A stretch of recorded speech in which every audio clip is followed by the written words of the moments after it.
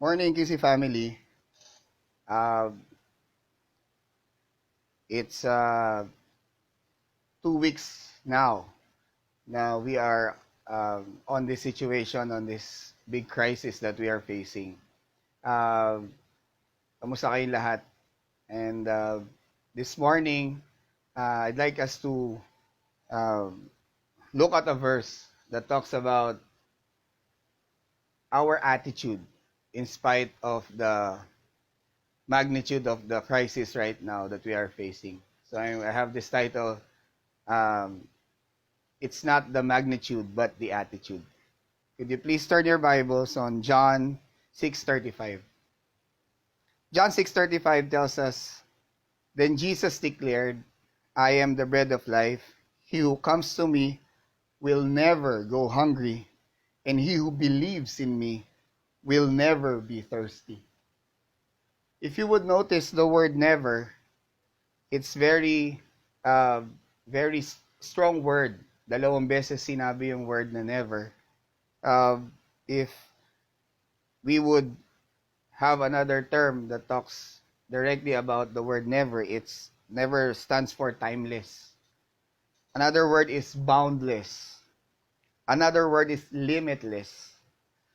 Walang pinipiling okasyon, walang pinipiling pagkakataon, walang katapusan at walang putol.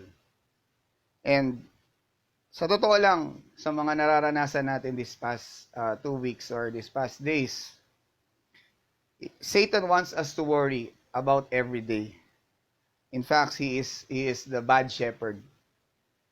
Last Sunday, we looked and we saw the verse that tells us that Jesus is the good shepherd, and he is telling us that he is all we need. And the word I am in that verse says, I am means I did, I can, and I will. Si Jesus lang ang nagsabi nito. That He is yesterday, that He is today, and He is tomorrow. He can do everything. He can do mighty things. His power is evident yesterday, and even today, and even what we are going to face in the near future. This means Jesus is telling us that He is the only source of everything that we need in life, for He is the one who gives us life. Totoo sa buhay natin ngayon, sa nangyayari, sa lipunan natin, sa buong bansa, and even other countries, life is really important. And that life is that everyone is really valuing. Ang buhay talaga ngayon ay talagang isang matinding ebidensya ng napakahalagang dapat ingatan. Because this virus is giving us a life and death situation. But today, we care so much of our life that we even worry about what we will eat or drink in the middle of the crisis. Totoo ito, no? And then, if we look back into the verse or this chapter about John 6, no, it's a verse or it's a chapter that also pointed out that before this situation came, nung may nagtatanong kay Jesus, katatapos lang ni Jesus na magpakain ng 5,000. Do you remember the story of the feeding of the 5,000? The 5,000 was accounted men only. So the real number is somehow about 30,000. Kung ang range natin kung is 5 persons per family, yung 5,000 mga lalaki lang yun, no? Imagine how the power of Jesus and the power of His miracle was shown on this situation, no? And this is another time when people or the crowd that is with Him is asking Him about that bread of life. The disciples, these disciples and the crowd nung time na yon yung nakita nila yung problema dun sa ano, sa feeding of the 5,000, the disciples saw the magnitude, yung laki ng problema, no, the big, the huge situation of that problem. Paano mapapakain yung mga taong yon? Imagine, more than about 30,000 yung pinag-uusapan natin. Now, they forgot who is with them. Totoo ba, marami pagkakataon sa buhay natin na mas nakikita natin yung laki ng problema kesa dun sa kasama natin dun sa problema. And then in that word, or in that phrase that I would be sharing, I'd like us to see what Jesus is telling us, to face the problem, or to face not the magnitude of the crisis, but how our attitude must be. God is dealing with our attitude towards this crisis. I believe, and I definitely would declare that God is dealing with us. Ang daming pagkakataon na sa buhay natin, pero ibang-iba ngayon, no? We are really on a tight situation na talagang kung hindi mo kilala si Jesus, if you don't know Christ as your Lord and Savior, hindi iba yung iba yung mangyayari talaga sa pag-iisip at pananaw mo. No, but I'd like us to see what God is telling us. No, number one, this crisis will transform us. The word transform tells us na imbis na maging warrior ka, ngayon ang nangyayari, ang pwedeng maitulong or pwedeng magbigay sa atin, maidulot sa atin ng crisis na ito, this will transform us. Babaguhin ka niya bilang isang tao, babaguhin ka niya bilang isang Kristiyano, babaguhin ka niya bilang isang mamamayan, no? This crisis will transform us. Now we learn to sacrifice more. Is this true? Ngayon medyo mas nagsasacrifice na ka na ng medyo nagsasakripisyo ka na. May mga bagay na imbis na freely lalabas ka, imbis na may mga gagawin ka dapat, no? Medyo sakripisyo muna ngayon, Ibig sabihin, you learn the art of discipline na hindi masyadong gagawin yung ibang bagay. You sacrifice more, no? And another thing is we learn to be submissive and obedient. Totoo ito, no? Dati kasi walang nagbabawal sa atin, We are freely, we can go out anywhere we go, anytime we want to. Pero ngayon, no, meron na nagsasabi sa atin, please stay at home. Bawal tong lumabas para magkaroon tayo ng panlaban para hindi kumalat tong sakit na to, no. I'd like us to realize that this crisis definitely would transform us. Okay? Number two, this crisis also enlightens us. What does the word enlighten means? Marami na tayong revelation and we learn things about kanina, transform us, ngayon naman enlighten us. What does the Lord enlightens us? What does this crisis enlightens us? We learn to see the value of being connected to the Lord. Kung dati, nung hindi pa dumadating yung mga crisis na ganitong kabigat, okay lang. Normal lang ang buhay natin, Okay lang, tumutuloy lang ang buhay. Pero ngayon, we get to sought the Lord more, no? Mas bumibigat pa yung Lord, ano bang gusto mong mangyari?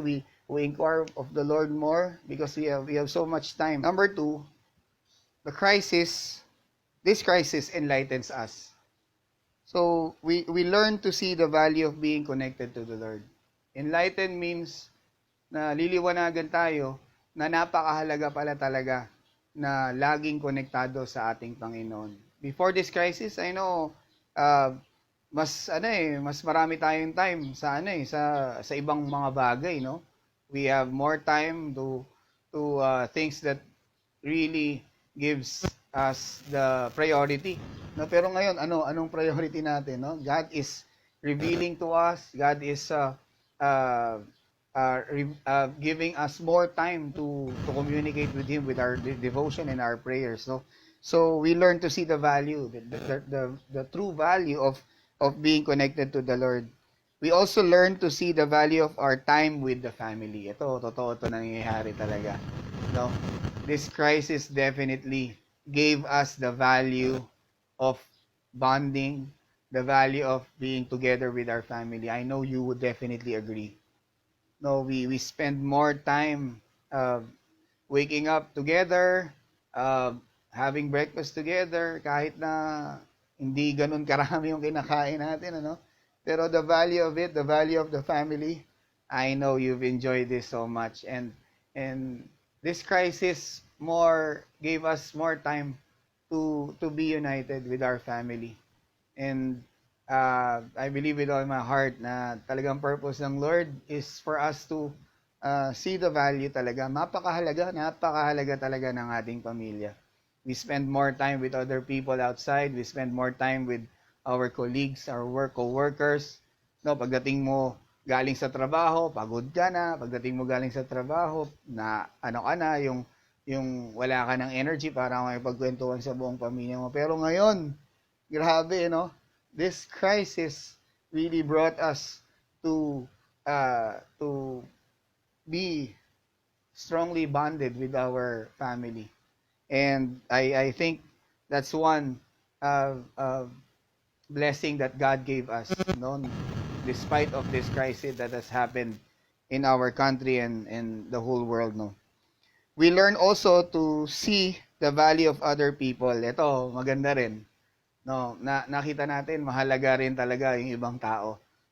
Kung ano yung pagpapahalaga mo sa sarili mo, sumusunod ka, you are obedient, you're submissive to the authorities that God has gave us, our earthly masters. Pero nakita mo rin yung value ng ibang tao. Pag yung ibang tao hindi rin sumusunod na, ayan na. So, mahalaga rin na ang ibang tao, alam din natin at pahalagahan din natin na yung hindi lagi nating nakakasalamuha pero mahalaga rin pala sila. So I'm talking about people that we don't encounter so much, no? But now we value them. Sino ngayon ang mga valuable? The frontliners. We value more of the soldiers. We value more of the volunteers, no? Daming mga nagsasakripisyo ng mga buhay talaga nila para maging part of their small contribution to the big effect of this crisis na nangyayari, no? So let's all together pray for our frontliners and these persons na talagang sa totoo lang pwedeng dapat kagaya natin nasa bahay na lang talaga sila enjoying our family, but the value of other people, the value of these people na hindi natin masyadong napapansin ngayon talaga. We count them so much, no? So, it enlightens us. Kanina sabi ko, number one, this crisis will transform us. Then, this crisis also enlightens us.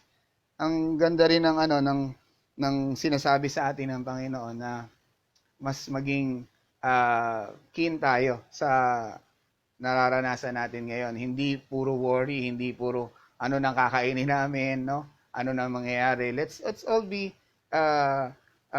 very discerning.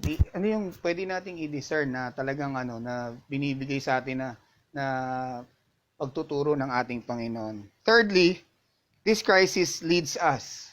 No, kanina it transform us. This crisis enlighten us. Now this crisis also leads us. Another word for leading is guide, no?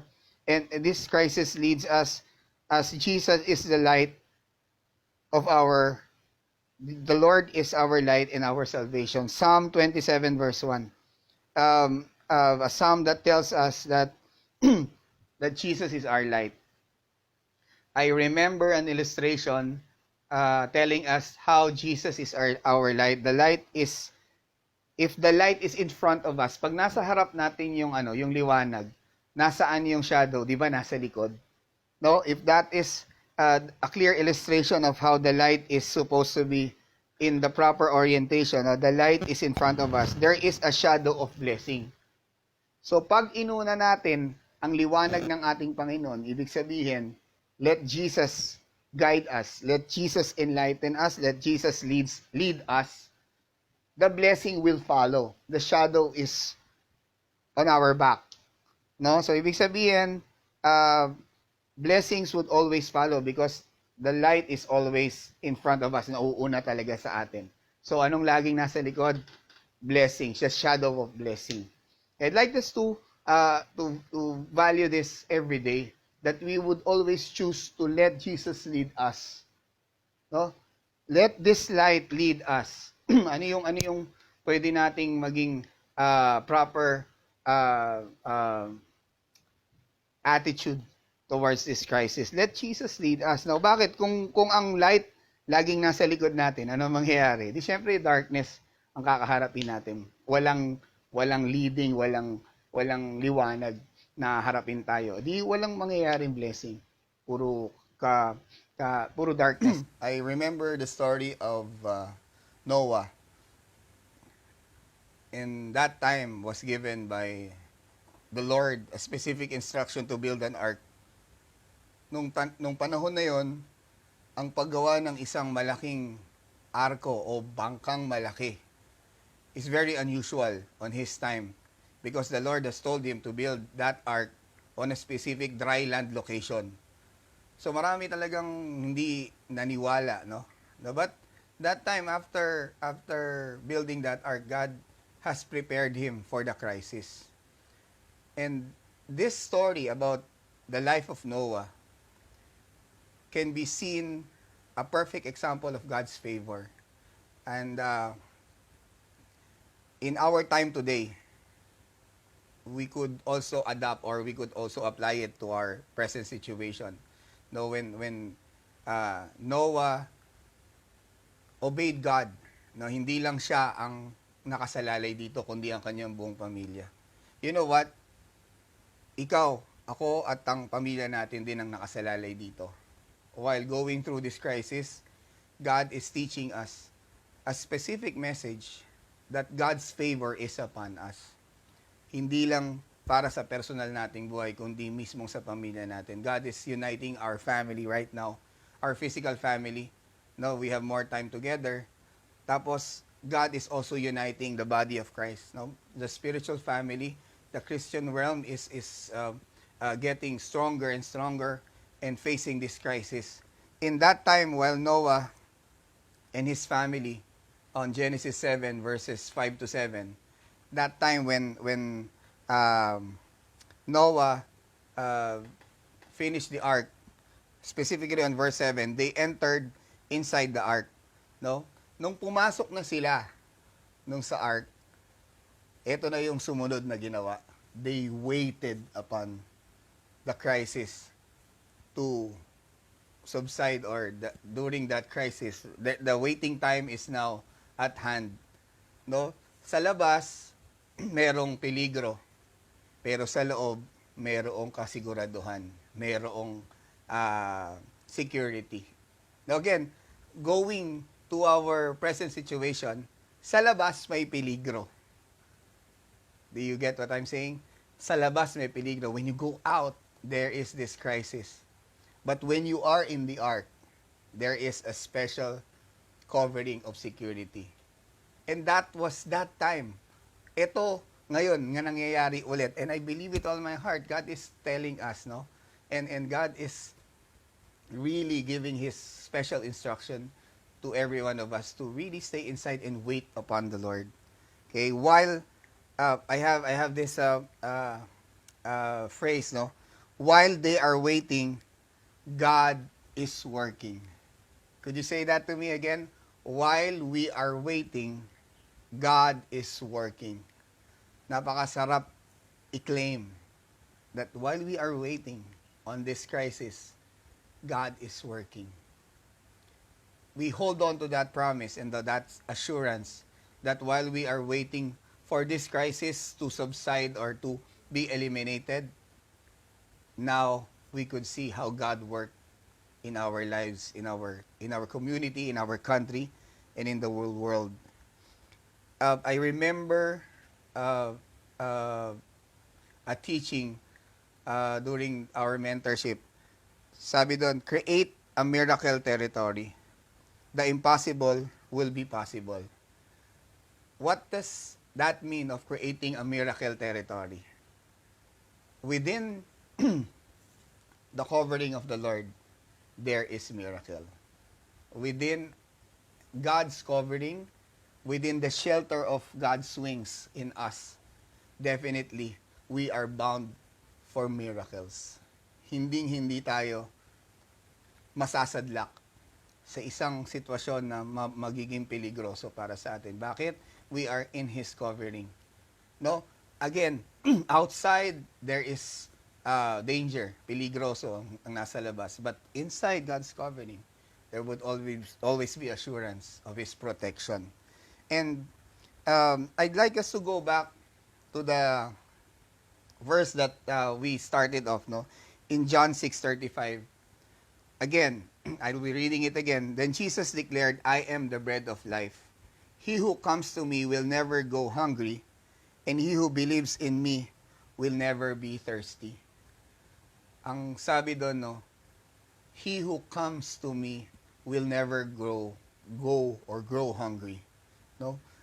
I believe with all my heart God is telling us, if we have still the fear, the anxiety of the shortage, the threat of lacking, lahat ng bagay na mapagkukulang tayo, God is telling us right now, we have to come to Him because He is the bread of life. If we are thirsty, we could come to Him and believe in Him. For he who comes and believes in Him will never go hungry and never go thirsty.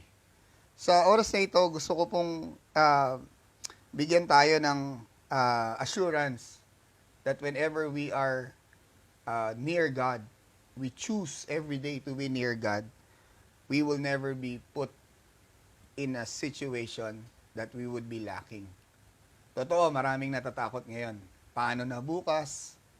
Paano na pag nangyari itong ganitong mas mahigpit na lockdown? And the Lord and His Word tells us, no, we should always not focus to the magnitude of the problem or the crisis. We must focus on our attitude in facing the crisis right now. God is not just concerned about the physical, but the innermost being of our coming and believing in Jesus. Ako naniniwala ako, marami nang tinuturo ang Panginoon sa atin.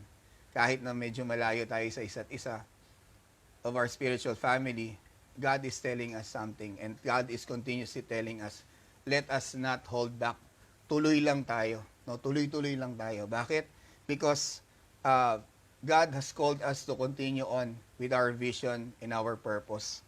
Na tayo ay patuloy na kumonekta sa Kanya, huwag bibitaw sa kanyang mga salita, panghawakan lagi ang kanyang salita, at kanyang lagi nating i-claim na sa kanyang piling mayroong seguridad. Let us not focus on the magnitude of the crisis, but let us always give focus on our attitude. In closing, I'd like to pray for everyone. If you have recently doubted, no, ang naging focus natin, yung problema, kung gaano kalaki yung problema,